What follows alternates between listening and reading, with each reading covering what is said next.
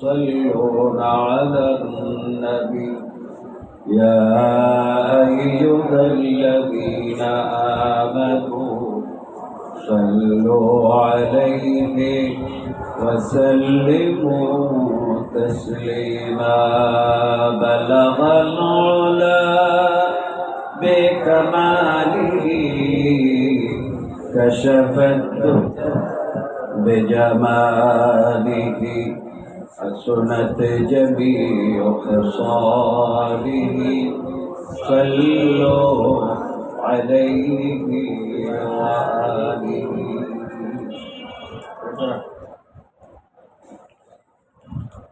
আলহামদুলিল্লাহ মহান রব্বুল আলামিনের দরবারে লাখো কোটি শুকর রব্বুল আলামিন আমাদেরকে রোজা মুখে পবিত্র জুমার দিনে নামাজ আদায়ের জন্য আসার তৌফিক দান করেছেন। আমরা আল্লাহর কাছে শুকর আদা করি আলহামদুলিল্লাহ।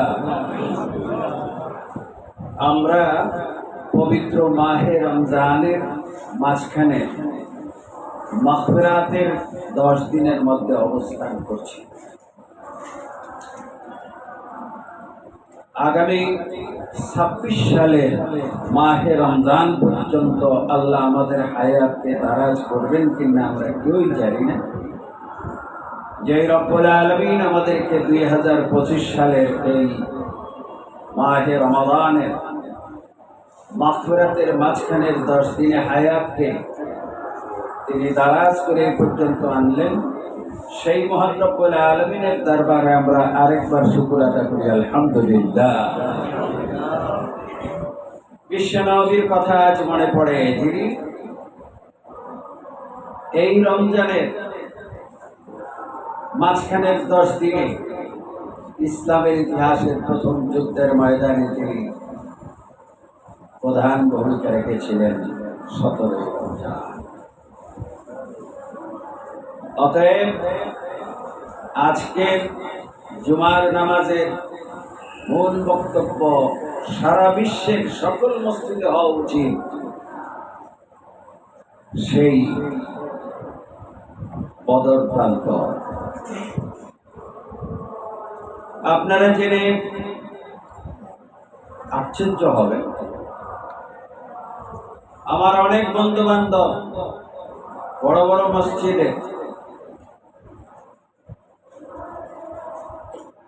এই 17 রমজানে বদর দিবস মসজিদে আলোচনা করতে গিয়ে তাদের খতিবগিরি চলে গেছে।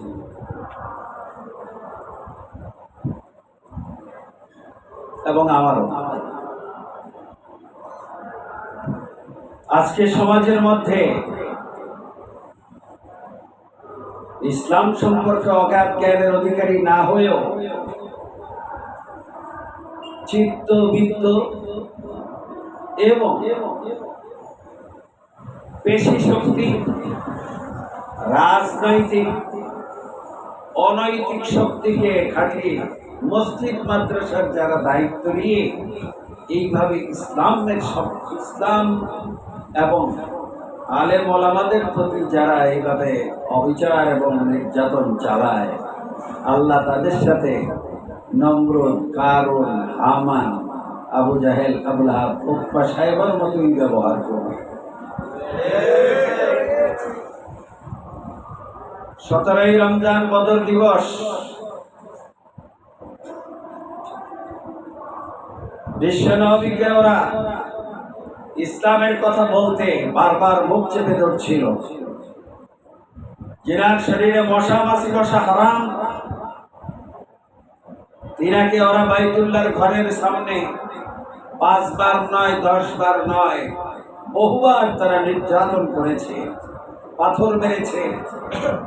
এমনকি রাসূল সেজদারত অবস্থাতে উটের নাড়িভুড়ি দিয়ে তাকে শ্বাসরুদ্ধ করে মেরে ফেলার চক্রান্ত করেছিল বারবার।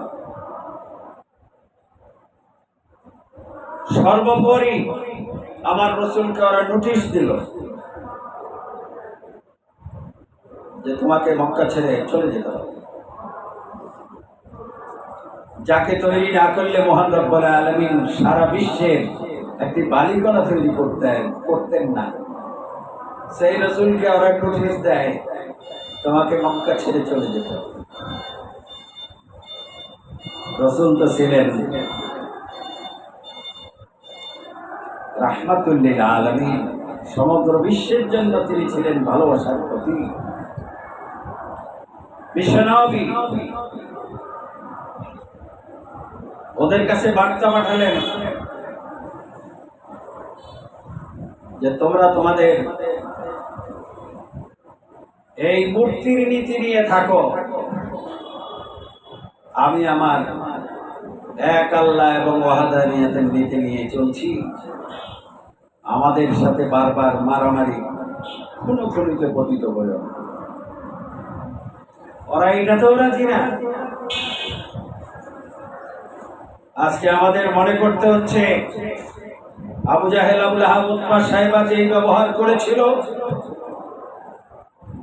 আমাদের প্রাণপ্রিয় মাতৃভূমি পৃথিবীর তৃতীয় বৃহত্তম মুসলিম দেশ বাংলাদেশেও যারা শাসক ছিল, স্বৈরাচার ছিল, ইসলাম বিদ্বেষী ছিল, তারাও এই দেশের আলেম ওলামাদের সাথে আবু জাহেল, আবু লাহাব, উতবা, সাইবার মতো ব্যবহার করেছিল। মুফতি মামুনুল হকের মতো লোককে বছরের পর বছর যারা জেলখানায় রেখেছে, ওরা আবু জাহেল, আবু লাহাব, উতবা, সাইবার চাইতে কোনো দিক দিয়ে কম নয়। আল্লামা দেলোয়ার হোসেন সাইদি, যার হাতে হিন্দু, বৌদ্ধ, খ্রিস্টান, জুইশ 1000 লোক মুসলমান হয়েছে, এমন একজন মুজাহিদকে, এমন একজন আল্লাহর ওলিকেও তারা বছরের পর বছর জেলখানায় রেখে শেষ পর্যন্ত নির্মমভাবে ওরা তাকে হত্যা করেছে।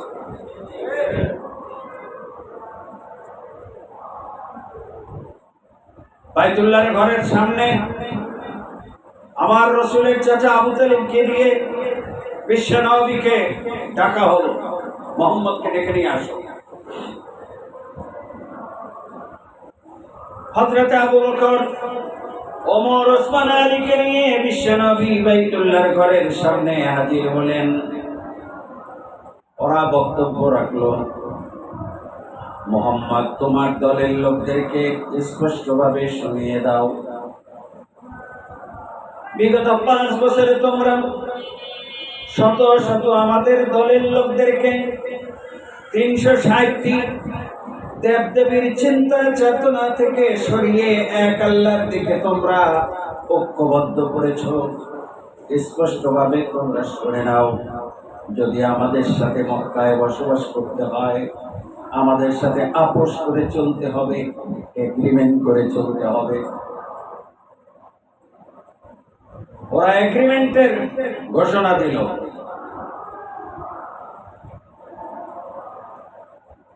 আবু জাহেল, আবু লাহাব, আবু জাহেল তথা আবুল হাকাম ছিল প্রধানমন্ত্রীর দায়িত্বে, আবু লাহাব ছিল রাষ্ট্রপতির দায়িত্বে, স্বরাষ্ট্রমন্ত্রীর দায়িত্বে ছিল ওতবা।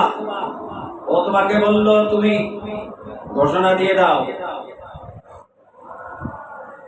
আগামীকাল থেকে আমরা 101 সদস্য বিশিষ্ট আমাদের প্রধানমন্ত্রী আবুল হাকামের নেতৃত্বে আমরা আপোষ করার জন্য মুহাম্মদের এই 100 মুহাম্মদের অনুসারী তথা সাহাবীদের সাথে কাবা ঘরের সামনে আমরা লা ইলাহা ইল্লাল্লাহ জিকির করব। কত বড় নেমক হারাম, কত বড় মুনাফিক, কত বড় কূট পলিটিক্সের অধিকারী 1000 বছর আগে ইসলামের ইতিহাস।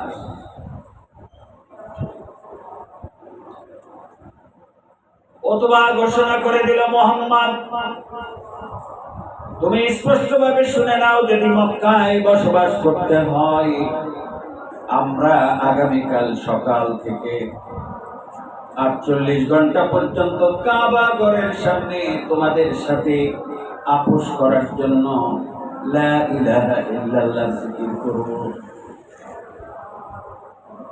কিন্তু পরের 2 দিন আমরা সামনে চলে যাব, তোমরা পিছনে থাকবে, পরের 2 দিন আমাদের প্রধানমন্ত্রী আবুল হাকামের নেতৃত্বে তথা আবু জাহেলের নেতৃত্বে লাত উজ্জার ওই 360 দেবীর আমাদের দেবতার পক্ষে তোমাদেরকে আমাদের সাথে জিকির করতে হবে।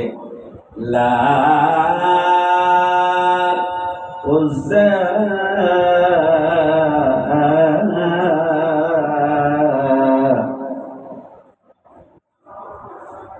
প্রস্তাব দিলে আপোষ করেন।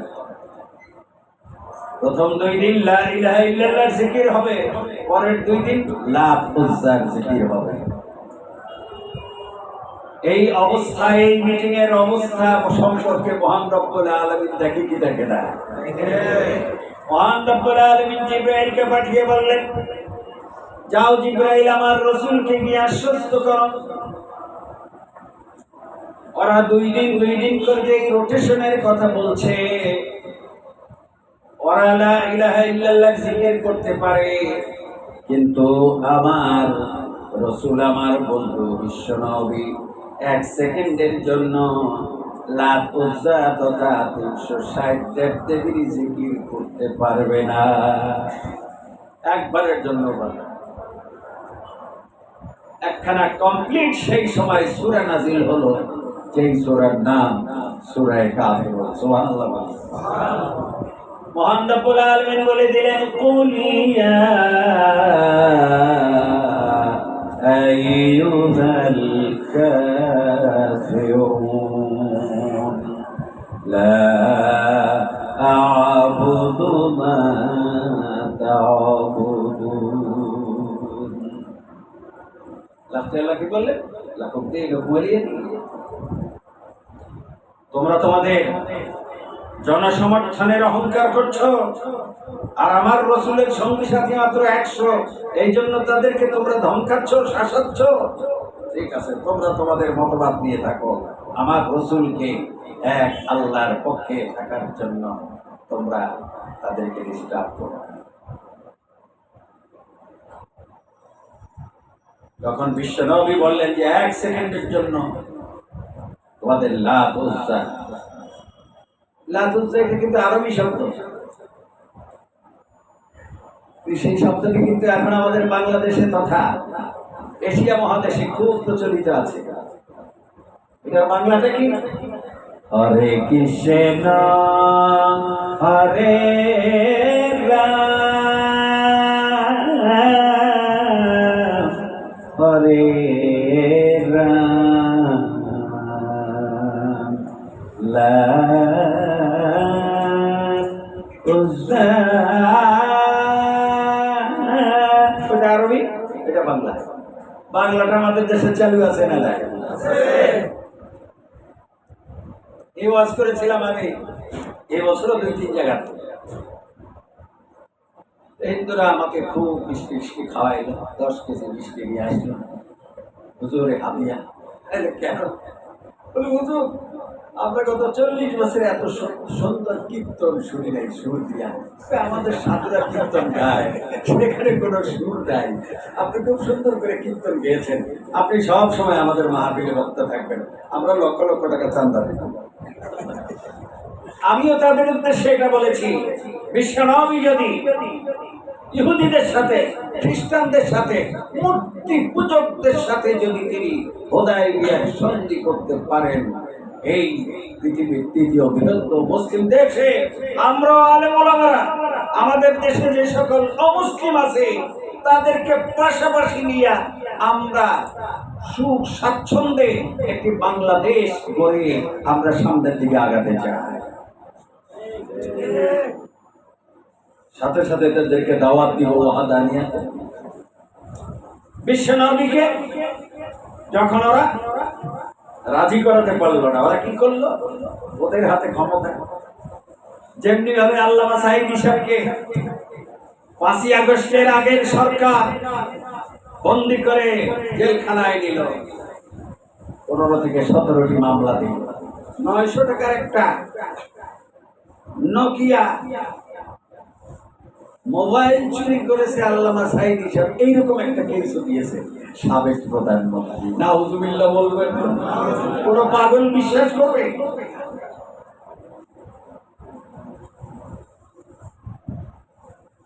আল্লাহ রাব্বুল আলামিন ফেরাউনকে কয়েক ঘন্টার মধ্যে নীল নদের মধ্যে চুবাইতে চুবাইতে ধ্বংস করলো। আর এই পৃথিবীর তৃতীয় বৃহত্তম মুসলিম দেশের আলেম ওলামাদের উপরে যারা নির্যাতন করেছে, মাত্র ৪৫ মিনিটের মধ্যে আল্লাহ তাদের পতন ঘটিয়ে দেখিয়ে দিয়েছে।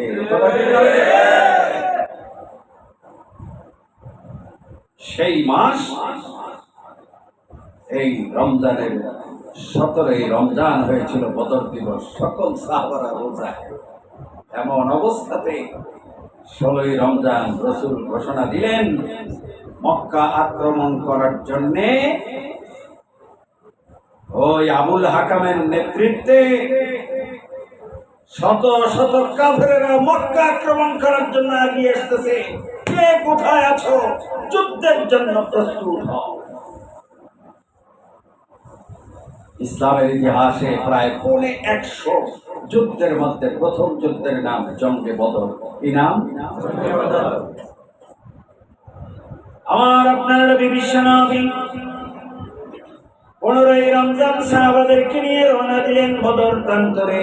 মক্কা মদিনার মাঝখানে বদর প্রান্ত। ওখানে গিয়ে তাবু খুললেন।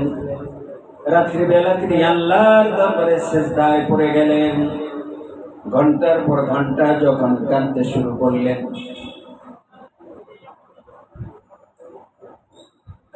দেখা যাবে ঘন্টার পর ঘন্টা তিনি আল্লাহর দরবারে সিজদায় কপালের উপরে সিজদা দিয়ে কাঁদলেন। রব্বুল আলামিন, ওরা আমাকে দীর্ঘ ১৩ বছর পর্যন্ত মক্কায় অত্যাচার করেছে। ওরা আমাকে একাধিকবার গায়ে হাত তুলেছে। ওরা আমার শরীরের মধ্যে হাজার হাজার পাথর মেরেছে। আমার শরীর ক্ষত বিক্ষত করেছে তায়েফের ময়দানে। মক্কায় এসে আমরা ইসলামী রাষ্ট্র ঘোষণা করলাম। তারপরে ওরা আমাদের কিছু হাঁটেনি। তারপরে ওরা আমাদেরকে সুখে থাকতে দিচ্ছে না। রব্বুল আলামিন, আপনার দরবারে সিজদায় করজোড়ে মিনতি করছি। ইসলামের ইতিহাসে প্রথমে যুদ্ধের ময়দানে সামান্য কিছু ঘোড়া নিয়ে, সামান্য কিছু উট নিয়ে ইসলামের প্রথম যুদ্ধের ময়দানে এসেছি। রব্বুল আলামিন, আশা করি আপনি আমাদেরকে বিমুখ করবেন না। সাথে সাথে জিবরাইল আসলেন। সুবহানাল্লাহ। রাত্র ৪টা, সেহরি রক্ত, জিবরাইল আসলো কোথায়? বদর প্রান্তে।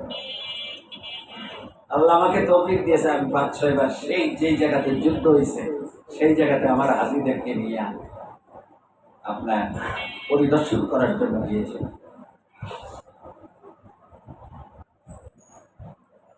জিবরাইল আমিন এসে বলেন, ইয়া রাসূলুল্লাহ, ইয়া হাবিবাল্লাহ, আপনাকে আল্লাহর পক্ষ থেকে সালাম।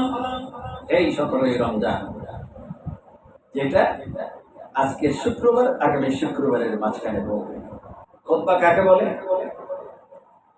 আমি যে গত ৪০ বছর যে খতিব বিভিন্ন মসজিদে, এই কথাটাই বুঝাইতে চেষ্টা করছি মুসল্লিদেরকে যে খুতবা মানে একখান আরবি বইলে গতানুগতিক কিছু বলা, এটার নাম খুতবা নয়। খুতবা বলে তাকে গত এক সপ্তাহে আমরা যা করেছি, যে কাজগুলো বাকি ছিল, আগামী এক সপ্তাহে আল্লাহ এবং আল্লাহর রাসূলের এই দ্বীনকে আগিয়ে নেওয়ার জন্য আমি কি কাজ করব, সেই পরিকল্পনাটা, ঘোষণার কথাগুলোকে বাংলায় এবং আরবিতে উপস্থাপন করার নাম খুতবা। কিন্তু আফসোস, আমার যেখানে বাসা লালবাগ, সাফরা মসজিদ খুব বিখ্যাত মসজিদ, যদিও নাম সাফরা মসজিদ, আজ থেকে ৪০ বছর আগে সাফরা ছিল, এখন তো সেটা ৫তলা বিল্ডিং। এইরকম যেরকম আজকে কত রমজান? 13ই রমজান, 14, 15, 16, 17 এইরকম 12 অথবা 13ই রমজান আমি আজিমপুর সাফর মসজিদে খুতবা দিচ্ছি কি 17ই রমজান বদর দিবস। বাস খুতবা দিয়ে নামাজ পড়ানো সারা, ইমামতিও সারা। মোতাওয়াল্লি সাহেব, সেক্রেটারি সাহেব সালাম ফেরানের সাথে সাথে কানে কানে বলতেছে, হুজুর নামাজের পরে বসবেন, আপনার সাথে জরুরি কথা আছে। আমার তো বুঝতে বাকি নেই, তার কারণে এর আগেও তো আমার 2 জায়গায় চাকরি নিয়েছে।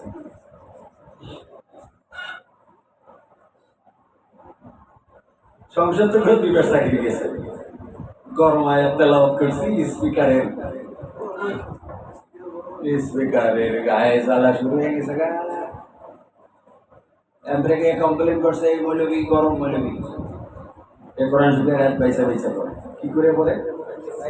কোরআন শরীফের আয়াত কি করে পড়ে? পয়সা পয়সা। আরে কোরআন শরীফের আয়াত তো সবগুলোই বাছাই করে। কোন অবাসা কোন আয়াত আছে কোরআন শরীফে? কিয়ামত পর্যন্ত পৃথিবীর জন্য যা করা দরকার ওই রকম বাছাই করে কিছু বক্তব্যের নাম হইল কোরআনুল কারীম, 6666 আয়াত। কথা ঠিক কিনা? ওকে ডেকেছে, হুজুর আপনার নামে কমপ্লেইন আছে। এই স্পিকার,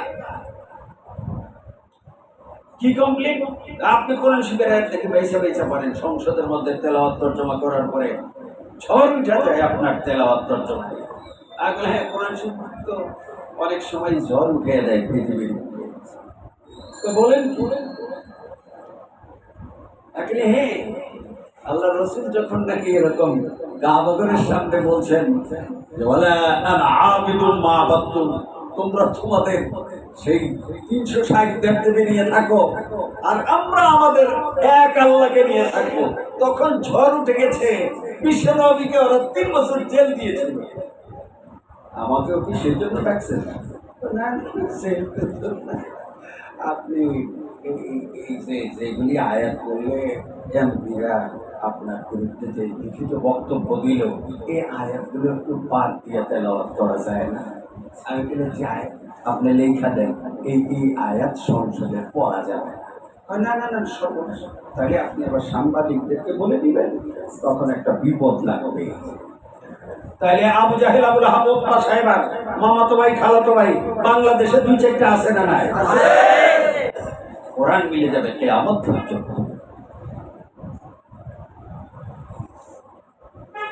এখন মার্চ মাস না, গত মার্চ মাসে সংসদ থেকে শেষ হয়েছে। 42 বছর তেলাওয়াত করে মনের দুঃখে সংসদ থেকে যাই। আল্লাহ বলছেন, তুমি ইসলামের জন্য, দ্বীনের জন্য যদি কখনো কোনো বাধার সম্মুখীন হও, আমি তোমার মর্যাদা 10 গুণ বৃদ্ধি করে দিব। সুবহানাল্লাহ। মান জাআ বিল হাসানাতি ফালাহু আশরু আমসালিহা।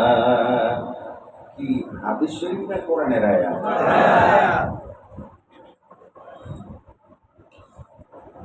তো আজিমপুর সাফর মসজিদে, যেখানে পিয়ন থেকে নিয়ে এডিশনাল সেক্রেটারি ওই কলোনিতে থাকে, বলতেছে হুজুর আমাদের মসজিদে যুদ্ধ বিগ্রহের ওয়াজ করা নিষেধ। আমি বলি আপনাদের এই রেজুলেশনটা কি কোরআনের আয়াত নাকি? না হুজুর, এটা তো জানি না। আপনি আপনাকে আমরা রাখার সময় বলছিলাম যে আমাদের মসজিদে রাজনৈতিক কোনো ওয়াজ করা যাবে না। আমি বললাম যে দেখেন, বিশ্বনবী বদর প্রান্তরে গেলেন, মদিনার মসজিদ ভেঙে দিতে এইটা ঠেকানোর জন্য গেলেন। এই যুদ্ধটাও কি ইসলামের বিরুদ্ধে না পক্ষে? না হুজুর, পক্ষে। আমি তো সেইটা বলার কারণে এখন আগামী শুক্রবার থেকে আমি নামাজ পড়তে আসবো না। জি। আরে আচ্ছা, আমি খুব খুশি হলাম যে যেই মসজিদে বদর যুদ্ধের আলোচনা করা যায় না, সেই মসজিদটায় আর মন্দিরের মধ্যে তেমন কোনো পার্থক্য আমি গোলাম মুস্তাফা মনে করি না।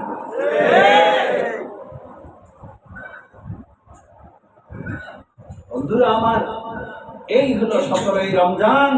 যেই 17ই রমজান বিশ্ব নবী 313 জন সাহাবা রোজা অবস্থাতে ফজরের নামাজের পরে রাসূল ডাক দিলেন, এই হামজা কোথায়?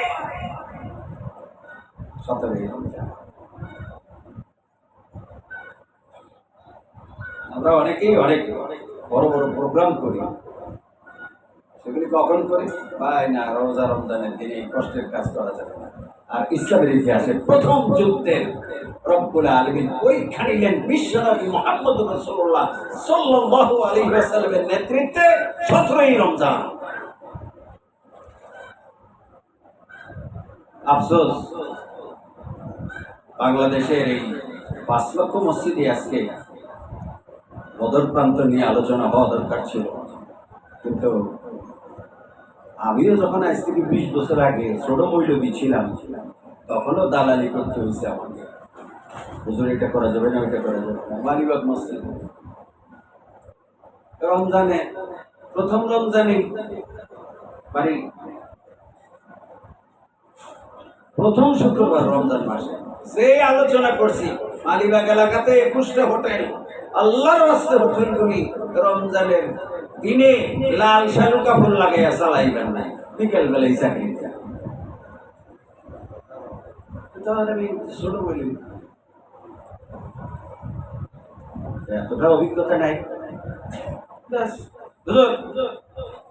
সেক্রেটারি এসে বলতে, হুজুর বাইরন তাড়াতেন কাটি উঠিলে কিসে হোটেলার আইতে আছে, সব আপনার বিরুদ্ধে, আপনাকে ঘেরাও করবেন। কেন?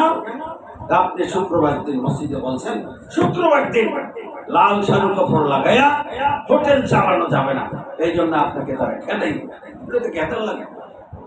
এক লোক বলছিল যে তুই খাল করে বসে রয়েছ কেন?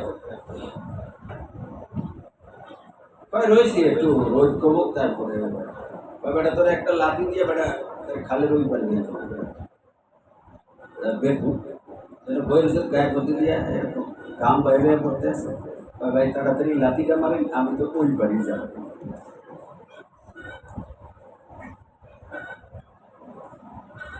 চাকরি নেই কেন? চাকরি নেই, 40 বছর তুই ইমামতি করছি।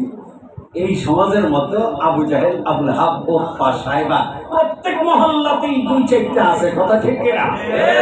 আমাদের এই মহল্লাতে আমি তো আজকে 28 বছর এই মাদ্রাসা ভাঙ্গার জন্য কয় মারছে এই মহল্লার লোকেরা উদ্যোগ দিছে। আয় অথচ এই মহল্লাকে লঙ্গি বিন্দাইছি আর আলির কথা শিখেছি আমি, নাকান্দা গোলাম মুস্তফা। পকেটের থেকে 10 থেকে 20 লাখ খরচ করছি এই মাটিটার মধ্যে, আমার ইনকাম কম। সেই ইনকামটা কিসের? আমি কোরআন কইরাছে 13 বার ফার্স্ট হইয়া বিদেশে গিয়ে 4 বার আন্তর্জাতিক পুরস্কার পাইয়া প্রায় 8 কোটি টাকা কামাই করছি, তার থেকে 10 থেকে 20 লাখ টাকা এই জমিনের মধ্যে খরচ করছি। কেন? আল্লাহ বলছে তুমি আমার দিনের জন্য করবা, আমি তোমার 14 পুরুষের জন্য করবো।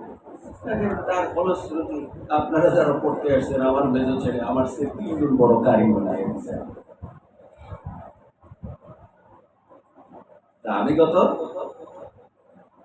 30 বছরে 13 বার ফার্স্ট হয়েছি, আর আমার ছেলে এই যে ব্যয় করলাম, এই জন্য আল্লাহ বলছে মান জা বিল হাসানাতি ফালাহু আশরু আমসালিহা। তুমি যদি আমার জন্য, আমার দিনের জন্য কিছু করো, তোমার স্ট্যাটাস 10 গুণ বৃদ্ধি করে দিবে। তো মহতারাম মুসলিম কেরাম, বলছিলাম আজকে এই জুমার আলোচনা হইল জঙ্গে বদর, বদর প্রান্তর রোজা রেখে 313 জন যুদ্ধের ময়দানে গিয়েছে। জিবরাইল আমিন বলতেছে ইয়া রাসূলুল্লাহ মাথা উঠান, উঠাইয়া দেখে 40 হাত লম্বা একটা মানুষ দাঁড়িয়ে রয়েছে। সুবহানাল্লাহ বলেন। রাসূল বলতেছে, রাসূল পানির মধ্যে বসছে। বদর প্রান্তের ওখানে কি ঘর বাড়ি আছে নাকি? এটা তো একটা মাঠ। রাসূল বসে উপরের দিকে তাকায় বলতেছে জিবরাইল কাইফ, এটা কি অবস্থা? তুমি যে আমার কাছে হাজার হাজার বার আসছো, 1 লক্ষ বারের উপরে মহান রব্বুল আলামিন জিবরাইলকে আমার রাসূলের কাছে পাঠিয়েছেন। সুবহানাল্লাহ, 1 লক্ষের উপরে। জিবরাইল তুমি যে আমার কাছে হাজার হাজার বার আসলা, এরকম 6 ফুট 7 ফুট 8 ফুট এই অবস্থাতে আমার কাছে আসো, আমি দেখতে পাই, পৃথিবীর কেউ তোমাকে দেখতে পায় না।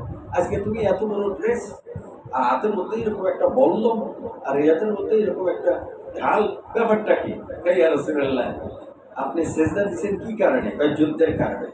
অতএব এই যুদ্ধের ময়দানে আপনার সেজদা দেওয়া লাগে না। আপনি ওই যে মনে মনে কল্পনা করছেন এই যুদ্ধে আল্লাহ তুমি আমাকে বিজয় দাও, সেই সময় রব্বুল আলামিন আমার সাথে 70,000 ফেরেশতা ওই কাফেরদেরকে ছাত্র বানানোর জন্য আল্লাহ গতকালকে সন্ধ্যার সময় আমাদেরকে আদেশ দিয়ে দিয়েছে। এবার কোরআন থেকে শোনেন, কিয়ামত পর্যন্ত এই আয়াত আমরা মোল্লারা বলি, কিন্তু বললেই চাকরি দেয়। আজ থেকে 10 বছর আগে আমার চাকরি গেল আজিমপুর ছাপড়া মসজিদ। 1 বছর আগে গেল সংসদে। কেন? কি আয়াত তেলাওয়াত করছিল? কুলিল্লাহুম্মা মালিকাল মুলকি তুতিল মুলকা মান তাশা। আপনারা যারা এই মহল্লার সাধারণ মুসল্লি তারাও জানেন না কুলিল্লাহুম্মা মালিকাল মুলক একটি বিখ্যাত কোরআনের আয়াত। বাস এটা পড়ছি, এই মৌলবীরা ঢাকা নিয়ে আসো। হাতি করা রসাতল মশাই বলে কত। তোমরা মনে করছো মোল্লারা এই চান্দা টান্দা উঠাইয়া, কোরবানি চামড়া উঠাইয়া, জাকাত মাকাত খাইয়া মৌলবী হয়, এরা বোধ হয় টুলুমুলু মৌলবী তোমরা মনে করছো না।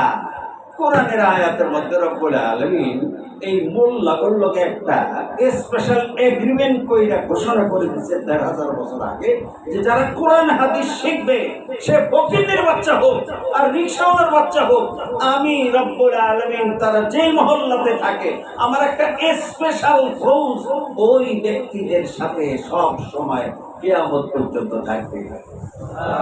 হুজুর কোরআন থেকে বলেন, দুইটাই কোরআন থেকে বলতেছি। এখন যুদ্ধের ময়দানে রব্বুল আলামিন যে বিশ্ব নবীকে হেল্প করছিলেন সেটা আরেকটা হইলে যে দাড়ি টুপি আর আমাদের মতো।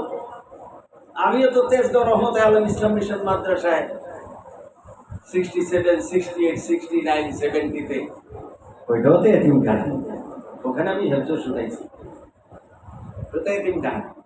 তাহলে আমি এখানে এতিমখানার ছাত্র। আল্লাহ এখন শুনে আমাকে 5 তলা বাড়িওয়ালা বানাইছে।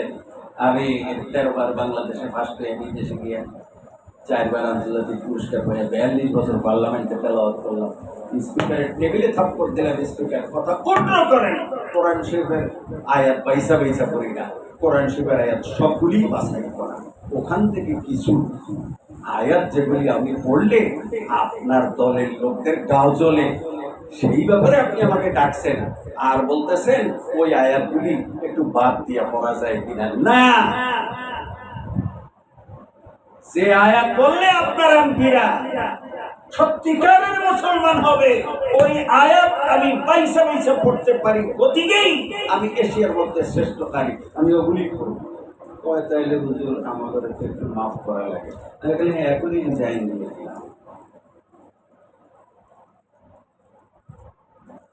বদর প্রান্তরে বিশ্বনবী বললেন, জিবরাইল এই 40 হাত লম্বা আর এরকম একটা বল্লম আর বাম হাতের মধ্যে একটা এরকম ঢাল, বিষয়টা কি? বলে, ইয়া রাসূলুল্লাহ, ইয়া হাবিবাল্লাহ, মদিনা থেকে যখন 313 জনকে নিয়ে আপনি বদর প্রান্তরের দিকে রওনা দিয়েছেন, ওই সময় রব্বুল আলামিন আমাদেরকে গাইডলাইন দিয়েছে, ইসলামের প্রথম যুদ্ধে আমার রাসূল নিজে সেখানে নেতৃত্ব দিবেন। এই যুদ্ধে মুসলমানদেরকে হারানো যাবে না। আমি আগেই সিদ্ধান্ত দিয়েছি, রাসূল জানান সেহরি খান, সেহরি খেয়েছে কি দিয়ে? একটা একটা খেজুর। এই 17ই রমজান একটা একটা খেজুর আর কাঠে গ্লাস নাই। 1000 বছর আগে কি আমাদের কাছের গ্লাস ছিল? ছিল? স্টিলের গ্লাস ছিল? লোহার গ্লাস ছিল। লোহার গ্লাস। আমাদের আজকে যে এরকম স্টেনলেসের লোহার গ্লাস ছিল, আর বিভিন্ন কাঠের পাত্র করে সাহাবারা, যেটা হযরত আবু বকর সিদ্দিক রাদিয়াল্লাহু আনহু খন্দকের যুদ্ধের সময় রাসূলকে বলেছিলেন, ইয়া রাসূলুল্লাহ, আমার ঘরে একটা পানির পাত্র আর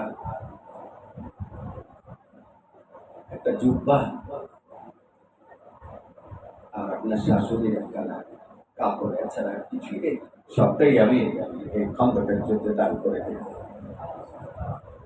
আর আপনার আমার ড্রয়িং রুমের যদি আমরা লিস্ট শুরু করি,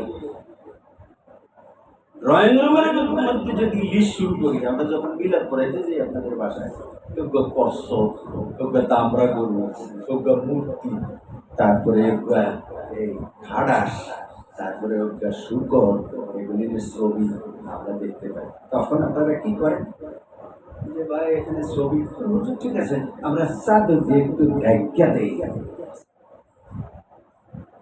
আর এই মূর্তি সরানোর জন্য এই বিশ্বনবীর তার দান মোবারক শহীদ হয়েছিল। আসেন আমরা শেষ করব। বদর প্রান্তরে আবু জাহেল আল্লাহ সাহেব মনে করছিল, আরে দূর ওরা 313 জন 10 মিনিটের মধ্যে পুরে যাবে। আল্লাহ রাব্বুল আলামিন বলেন, দুইখানে আয়াতই বলতেছে। একটা হইল যে সমস্ত মৌলবীরা 3000 টাকা বেতন মাসে, আর আপনাদের বেতন 3 লাখ। আমি ইসলামী ব্যাংকে ম্যানেজার ছিলাম, এখন আমার কলিগরা বেতন পাই 9 লাখ মাসে। ইসলামী ব্যাংকের যে নাকি ম্যানেজিং ডিরেক্টর, তার বেতন হলো 15 লাখ। আমি তো কোরআন পড়াই, এই জন্য ওই সকাল 8টা থেকে রাত 12টা বসে টাকা পয়সা হিসাব ভালো লাগে। এই জন্য আপনাদের এখানে এসে মাটির পোশাক কোরআন পড়াই। এই আগে বসো, পিছনের লোক দাঁড়িয়ে আছে, এই তোমরা আগে আসো, আমার ছাত্ররা আগে আসো, তোমরা একটু সামনের দিকে আসো, সামনের দিকে আসো। তো মহতারাম, বদরের এই রমজান মাসের দ্বিতীয় শুক্রবার হইল বাংলাদেশ সহ সারা পৃথিবীর 10 লক্ষ মসজিদের আলোচনার বিষয়বস্তু থাকা দরকার ছিল বদর প্রান্তর। কিন্তু আমি যেরকম জীবনে 2বার বদর দিবস উপলক্ষে আলোচনা করতে গিয়ে 2বার আবার ইমামতি গেছে, এইরকম কিছু মৌলবী আছে আমার জাতি ভাইরা, ওরা ডরের চলে রমজানের মধ্যে আপনারা এই আমল করলে এত সওয়াব পাইবেন, এত রূপ পাইবেন, এত গেলমান পাবেন। কিন্তু আজকে যে বদর প্রান্তরে সাহাবায়ে কেরামরা 1000 কাফেরদের তলবারির সম্মুখীন হয়ে আজকে এই দিনে আল্লাহ তাদেরকে বিজয় দিয়েছিলেন। আফসোস সেই খুতবাটি আজকে আমার অনেক বন্ধুরা আজকে বদর প্রান্তরের আলোচনা করতে পারে, যদিও দেশটি 5ই আগস্ট স্বাধীন হয়েছিল দ্বিতীয়বার।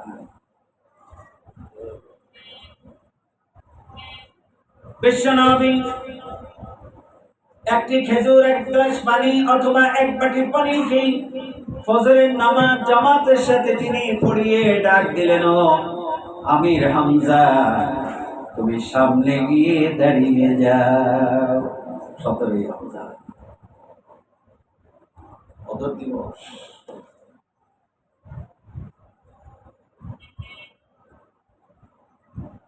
আমার এই আলোচনা যদি বাংলাদেশের লক্ষ লক্ষ মানুষ শুনে থাকেন, তাদেরকে বলবো আগামী শুক্রবারে আপনার মসজিদের খতিবকে বলে দিবেন, যেহেতু আমি ইসলামিক ফাউন্ডেশন ইমাম প্রশিক্ষণে ক্লাস নেই, 2 লক্ষ ইমামের প্রশিক্ষণ হয়েছে, প্রায় 40,000 ইমাম। আমি এই গুনাহগারের ছাত্র, 40,000 ইমাম আমার ছাত্র। ও ইমাম সাহেবরা, তোমরাও যদি আমার এই খুতবা শুনে থাকো ফেসবুক, ইউটিউবে, তোমাদেরকেও বলছি আগামী শুক্রবারও তোমরা বদর দিবসের উপরে আলোচনা করবে। যতদিন পর্যন্ত ইসলামের 1 নম্বর কথা বলার লোক পৃথিবীতে বেঁচে থাকবে, সেটা যদি 1 কোটি বছর হয়, তাহলে দুনিয়ার বয়স 1 কোটি বছর। আর এটা বলার অভ্যাস যদি আগামী 10 বছরের মধ্যে জিরোতে নেমে আসে, 10 বছরের মাথায় কিয়ামত সংঘটিত হবে। হক কথা বলার একটি লোক থাকা অবস্থাতেও পৃথিবীতে কিয়ামত হবে না। কোন কিয়ামত? এই খোলা স্পেসটা, এখান থেকে ট্রিলিয়ন ট্রিলিয়ন কোটি মাইল উপরে হইল প্রথম আসমান। কিন্তু আসমান যে 7টা, আসমানটা মোটা কতটুকু? এইখান থেকে আসমান যতটুকু ফাঁকা, ততটুকু মোটা হইল এক একটি আসমান। সুবহানাল্লাহ বলে। এবং সেই 7টি আসমানে খুঁটি বিহীন অবস্থাতে, খুঁটি ছাড়া অবস্থাতে রেখেছে, সেটার খুঁটি হলো লা ইলাহা ইল্লাল্লাহ মুহাম্মাদুর রাসূলুল্লাহ।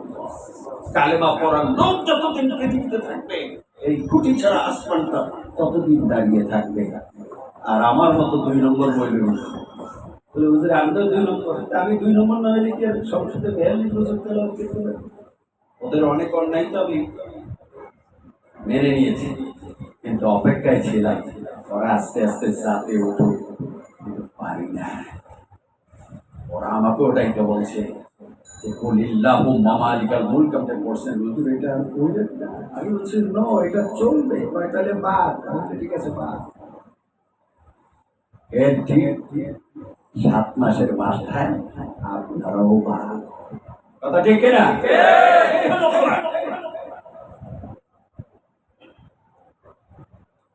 বদর প্রান্তরে রাসূল বললেন, হামজা তুমি আগাও।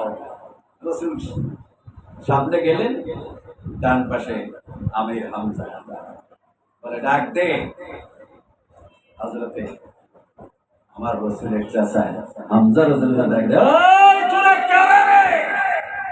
ও আপনি মনে করছেন আমার রাসূল আর আমার রাসূলের চাচা?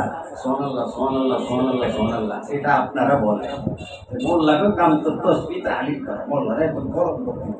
আরে কোরআন শরীফ বলছে যে তোমরা যখন গরম লাগে তখন গরম বলবা, আর রাত্রিবেলা তোমরা নরম বলবা।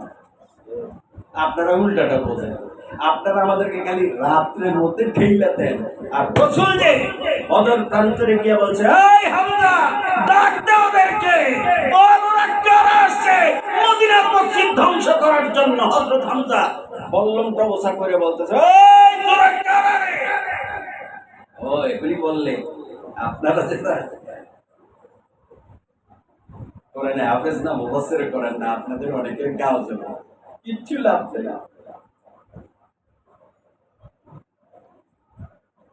এর মধ্যে মক্কার প্রধানমন্ত্রী আবুল হাকাম, আল্লাহ যার নাম দিয়েছে আবু জাহেল, তো ও নাইট ড্রেস পরা ছিল, গাউন পরা ছিল। গাউন পরা অবস্থায় চোখ বসে বসতে হিরে হামজার কণ্ঠ শোনা গেল। সে আল্লাহ তলোয়ারটা হাতে নিয়ে এই খালি গায়ে গাউন করা অবস্থাতে আছে। এই কে? হযরত হামজা রাদিয়াল্লাহু, কি রে মদিনা মুনাওয়ারার মসজিদ ভাঙতে আসছিস তোরা? বলতেছে, এইবার কে বলতেছে? প্রধানমন্ত্রী। এই হামজা, তুমি কিন্তু আমার ঘনিষ্ঠ জন, খবরদার, তোমরা মাত্র 313 জন আসছো, ত্যাগ করো মদিনার দিকে। আমরা শত শত উট দুম্বা নিয়ে আসছি, হাজার হাজার তলোয়ার নিয়ে আসছি, ছাত্র বানিয়ে ফেলবো। হযরত হামজা রাদিয়াল্লাহু তাআলা বলতেছে, ওই মক্কার প্রধানমন্ত্রী, এক কদম সামনে দিবি জাহান্নামে পাঠাইয়া দিব। সুবহানাল্লাহ বলে। এই কথা কইয়েই খালি বল্লমটা উপরের দিকে উঠাইছে। আমার রাসূলের কানে কানে জিবরাইল বলতেছে, কোরআনের আয়াত আগে বলে নেই, তাহলে আপনাদের ওয়াজটা মনে থাকবে। ইন্নাল্লাযীনা ক্বালু রাব্বুনাল্লাহু সুম্মা ইসতাকামু তাতানাজ্জালু আলাইহিমুল মালায়েকা, যারা বলে আমার রব আল্লাহ, আমাদের রবকে আল্লাহ পরিচয় করতেছে, এমন কিছু লোক পৃথিবীতে থাকবে, ওরা হাত তোলা লাগবে না, খালি বলবে আল্লাহ। আমি যে চেয়ারটাতে বসি এটা খটখট করে লড়তে থাকে, পাশের থেকে ফেরেশতারা বলতেছে আল্লাহ চেয়ার তো লড়তেছে। কেন? এরকম অমুক জায়গাতে একজনে এরকম তোমার কাছে আবেদন করে আল্লাহ করে ডাক দিয়েছে, কি চায়? আল্লাহ ওখানে নির্যাতন হচ্ছে, ওরা জালিমদের ধ্বংস চায়, যাও পাস। ওই কারণে আপনারা 45 মিনিটের মধ্যে আপনাদের আবেদন পাস। সুবহানাল্লাহ। এটা বিরলিয়া দেশ, এটা শাহজালাল রহমতুল্লাহ আলীর দেশ, এটা খানজানির দেশ, এটা হাফিজুর রহমতুল্লাহ আলীর দেশ, এটা চিটাগাঙ্গে সেই শাইখে বাঙ্গাল আল্লামা মাওলানা সিদ্দিক আহমদ রহমতুল্লাহ আলীর দেশ। মহান রব্বুল আলামিন বলছেন, যারা বলে আমার রব আল্লাহ সুম্মা ইসতাকামু, এটার উপরে তারা দৃঢ় থাকে। সাইদ হিসাবে বলছিল, আপনি তো খুলনায়, ওখানে আপনার একটা সাইকেলতে একটা মাদ্রাসা আছে, ওটা 10 তলা করে দেওয়া হবে। আর এখানে শহীদবাগে আপনার যেই বিল্ডিংটা ইসলামিক করে দিচ্ছে, এখানে আপনার পাশে একটা মাদ্রাসা আছে, ওইখানে আপনি মাসিক কিছু চাঁদা দেন, এটাকে 5 তলা করে দেওয়া হবে, আপনি রাজনীতি করবেন। এরকম প্রস্তাব আমার রসুলকেও দিছিল। কি দিছিল? মোহাম্মদ, তুমি এক খোদার কথা কইও না, কাবা ঘরের মধ্যে তুমি আজকে 13টা বছর কালেমার দাওয়াত দিতেছ। রসুল কাবা ঘরের মধ্যে 13 বছর পর্যন্ত দাওয়াত দিতেছে। উনি নবী, জেতা নবী, 13 বছর পর্যন্ত দাওয়াত দিতেছে কাবা ঘরের ভিতরে। 360টি মূর্তি। এই অবস্থাতে রসুল কোনোদিন আইন হাতে তুলে নেয়নি। উনি কিন্তু বলতে বলতে, আল্লাহ 2টা ফেরেশতা পাঠাও, একটা বাড়ি দে, আর এই 360টা মূর্তি বাইর করে আমরা নিয়ে আসি। আল্লাহ বলে, আল্লাহ বলছে, হয়তো কিছু আমি আল্লাহর কাছে চাইবো না, যাতে মানুষ এটা মনে করতে না পারে যে মোহাম্মদ সাল্লাল্লাহু আলাইহি ওয়াসাল্লাম। আল্লাহ বলছেন, আল্লাহ তাখাফু, যখন যারা নাকি ঈমান আনবে, দৃঢ় থাকবে, নীতির উপরে থাকবে, কেউর কাছে মাথা নত করবে না, ওই ব্যক্তিরা যখন নাকি বলবে আল্লাহ আমার এটা চাই, তাতানাজ্জালু আলাইহিমুল মালায়েকা, আমি সাথে সাথে কমপক্ষে 70 জন ফেরেশতা ওই ব্যক্তির মুনাজাতের জন্য আমি তার কাছে পাঠিয়ে দেব। সুবহানাল্লাহ। তারা এসে কি বলবে? আল্লাহ তাখাফ, তোমার জন্য কোনো ভয় নেই, ওয়ালা তাহজানু, তোমার জন্য কোনো চিন্তা নেই, ওয়া আবশিরু বিল জান্নাতি আল্লাতী কুনতুম তুআদুন, তুমি বেহেশতের দুয়ার পর্যন্ত যাওয়া পর্যন্ত আমার এই 70টা ফেরেশতা তোমার সাথে তোমাকে গার্ড অফ অনার দিয়ে বেহেশতের দুয়ারে পৌঁছে দিবে। সুবহানাল্লাহ। অতএব আমরা এই মোল্লারা ছাল নাই, বাকল নাই, ঘর নাই, বাড়ি নাই, খাতা নাই, বালিশ নাই, গাড়ি নাই, ট্রাক নাই, হোন্ডা নাই, ডান্ডা নাই, তারপরও আমরা এই কথাগুলি কেন বলি? আল্লাহ বলছে, আমি আমার রসুলকে যেরকম বদর প্রান্তরে 70,000 ফেরেশতা পাঠাইয়া দিয়া আমি তাকে শত শক্তিশালী তীরন্দাজ কাফেরদের সামনে মাত্র 313 জন সাহাবাদেরকে দিয়া ওদেরকে সাত্তু বানিয়ে দিলেন। আমি হামজা বলছি, আবুল হাকাম সোজা হয়ে খারো, তুই কি করবি? দেখ কি করি। ওই এই বড়টা মেরে দিচ্ছে। জিব্রাইল আমিন আমার রাসূলের কানে কানে কয়, ইয়া রাসূলুল্লাহ, আপনি খালি দেখা থাকেন আর আপনার সাহাবাদেরকে আর আপনার মোল্লা করে কিয়ামত পর্যন্ত একটা বার্তা দিয়ে দেন, আমির হামজা শুধু বল্লভটা মারবে আর বাকি টাইগারটা এবং বাকি প্ল্যানিংটা হযরতে জিব্রাইল আমিন কোনখান দিয়ে ঢুকাইয়া কোনখান দিয়ে বের করে দিতে হবে, এইটা আমার জিব্রাইল করবে। সুবহানাল্লাহ।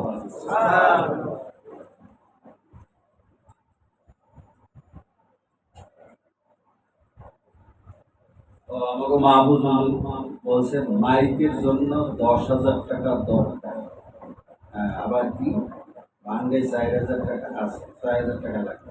কেউ যদি থাকে এখানে প্রায় 100 মতো হাফেজ আলেম হারিয়ে আসছি, তারপরে দেখেন জায়গা পড়ে গেছে। আমরা এখানে সবসময় 1টা পরে দিকেই নামাজ পড়ি, কারণ ওইখানে রাস্তায় অনেক সময় জায়গা হয় না, এই জন্য আমরা এখানে আধা ঘন্টা পরেই নামাজ পড়ে থাকি।